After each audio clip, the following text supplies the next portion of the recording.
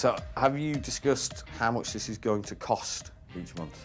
Fingers crossed we're going to keep it the same as what we pay in our current house. About the same, yeah. But I'm assuming because if Mum and Dad leave the money in the bank, they're going to get interest on that, so they're going to obviously want to levy a charge against you. I would guess so.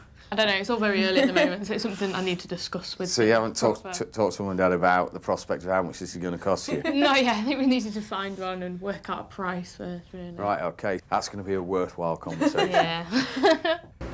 She needs to find how much this money's costing from her mum and dad for a kick-off, and she certainly needs to do a bit more research in how much she's going to have to spend with all the little incidentals, such as the legals and the survey costs, and all the other little things that she's clearly not got a clue that's coming her way. It's time for Richard to see what they're spending their money on.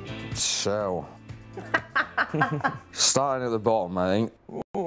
New look. Yeah, that was my sister's birthday. OK. She's a very blessed sister, isn't she? I won't say how much we spent because it's your sister's birthday, but that's a nice present, obviously. I don't even know how much you spent. Don't tell him. No, I think absolutely he needs to know. Now, this is the trick as well. It doesn't matter what you're buying. Charlotte has a right to know how much you're spending, and you have a right to know how much Charlotte's spending, because you need that level of trust so you have the same level of understanding. Well, first of all, don't get emotional, which is very common for first-time buyers. Stay calm under pressure. Number 2, check out similar properties in the area using the Land Registry website or other similar property sites to see what houses have sold for in the local area. Number 3, consider putting in an offer of 10% less than the asking price. It's likely to be rejected, but it is the start of negotiations. And finally, remember, it's much easier to increase your offer rather than reduce it, unless there's a serious problem, such as the survey results.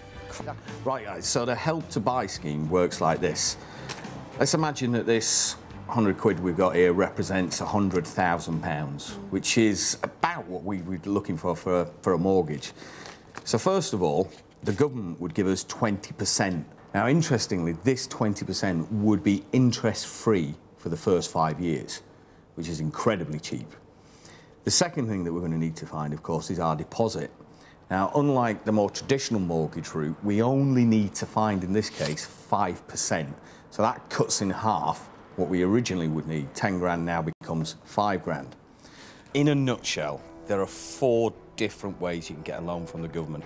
All are aimed at first-time buyers, and they only require a 5% deposit, which is so much easier to achieve. I think the thing that's really stood out for me with Shree is that it's the deal. And that's what he's looking for. He's looking to get himself a bargain.